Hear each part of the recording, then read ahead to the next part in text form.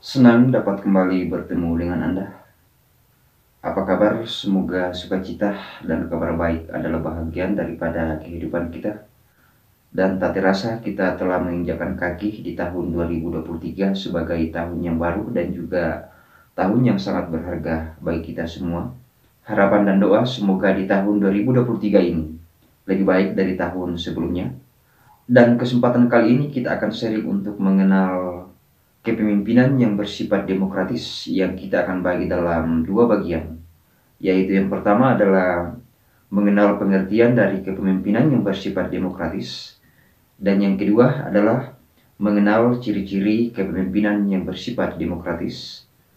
Tetapi sebelumnya itu perlu kami menyampaikan bahwa bagi sobat dan teman-teman yang berkerinduan untuk sharing lebih lanjut seputaran organisasi, silakan bergabung dengan menekan tombol gabung dan lihat level kelas sesuai dengan keperluan. Begitupun juga bagi sobat dan teman-teman yang ikhlas dan senang hati untuk memberikan dukungan dan juga support demi perkembangan dan perluasan channel ini. Silakan tekan tombol ucapan terima kasih dan tinggalkan pesan di kolom komentar sebagai referensi pembuatan video ke depannya.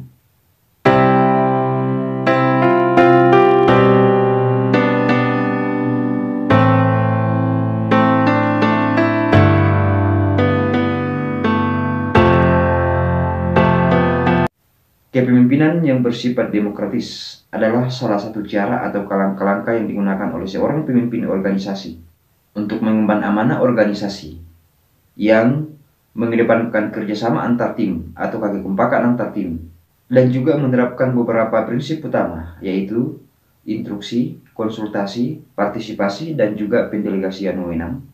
Sehingga dari definisi tersebut dapat kita melihat beberapa ciri-ciri dari kepemimpinan yang bersifat demokratis, yaitu yang pertama adalah pengambilan keputusan atau kebijakan organisasi.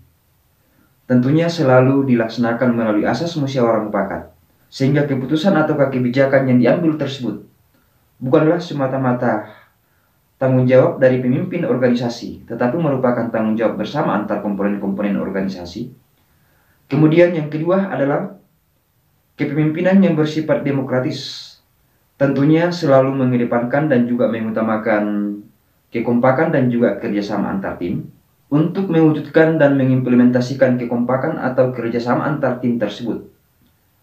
Pemimpin organisasi tentunya dapat menggunakan berbagai macam cara, seperti dapat menerapkan pola kepemimpinan yang dicetuskan oleh Ki Hajar Dewantara, yaitu Ing Madya Mangunkarsa, Ing Ngarsa Samtulodo, dan Tuturi Handayani.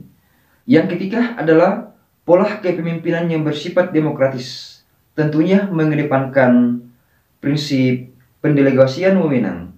Hal tersebut dimaksudkan untuk memberikan kepercayaan dan juga wewenang kepada seluruh anggota yang tergabung pada masing-masing organisasi, yang dapat dilakukan oleh seorang pemimpin, seperti dapat bertindak sebagai mentor dan tidak bertindak sebagai mandor, sehingga ketika pimpinan organisasi mengedepankan pendelegasian wewenang tersebut dengan bertindak sebagai mentor dan bukan sebagai mandor, maka anggota organisasi dalam melaksanakan tugas-tugas sesuai dengan amanah yang diberikan tersebut tentunya tidak terasa terawasi, tetapi pimpinan organisasi dapat membimbing dan mengarahkan anggota organisasi dalam melaksanakan tugas-tugas sesuai dengan wewenang yang telah diberikan.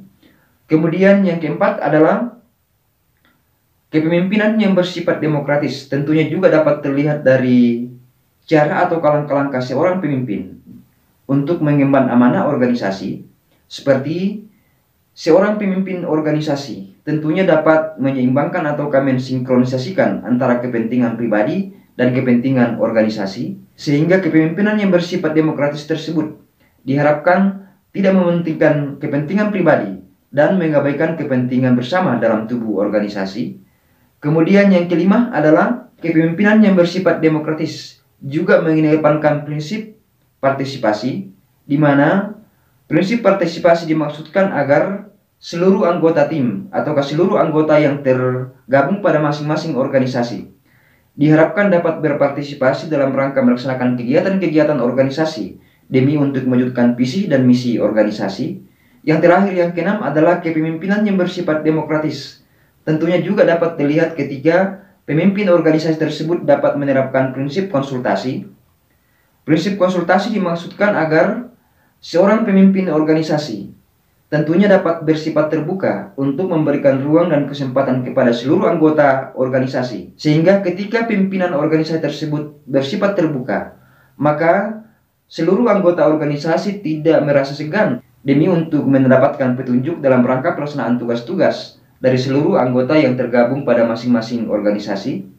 Sehingga dapat kita melihat bahwa kepemimpinan yang bersifat demokratis adalah kepemimpinan yang secara umum diterapkan dan juga digunakan oleh pemimpin organisasi dalam mengemban amanah organisasi, di mana dengan menerapkan kepemimpinan yang bersifat demokratis, seluruh komponen-komponen organisasi diharapkan dapat berkontribusi dan juga dapat berpartisipasi dalam kegiatan-kegiatan organisasi sesuai dengan skill dan kemampuan yang dimiliki. Pengambilan keputusan dan juga kebijakan-kebijakan organisasi diharapkan dapat dilaksanakan melalui asas musyawarah mufakat, sehingga keputusan dan juga kebijakan-kebijakan organisasi tersebut bukanlah semata-mata tanggung jawab dari pemimpin organisasi, tetapi adalah merupakan tanggung jawab bersama antar komponen-komponen organisasi. Juga dimaksudkan ketika kepemimpinan yang bersifat demokratis dapat diterapkan oleh pemimpin organisasi. Seluruh anggota organisasi tidak merasa segan kepada pimpinan organisasi, karena pemimpin organisasi tersebut memberikan ruang dan waktu atau bersifat terbuka, menerima saran dan juga masukan, sehingga dengan demikian pemimpin organisasi tersebut akan lebih mudah memberikan arahan, petunjuk, dan bimbingan pelaksanaan tugas dari seluruh anggota yang tergabung pada masing-masing organisasi. Semoga bermanfaat dan perkenankan kami menyampaikan terima kasih kepada sahabat dan teman-teman yang telah mendukung channel ini. Dan bagi sobat dan teman-teman yang baru melihat dan baru berkunjung, serta berkerinduan untuk belajar seputaran organisasi, silakan bergabung dengan saya melalui channel tutorial organisasi. Dan jangan lupa untuk mengklik dan menonton salah satu video yang akan ditampilkan di akhir video ini. Salam kompak penuh persahabatan dan terima kasih sudah menonton.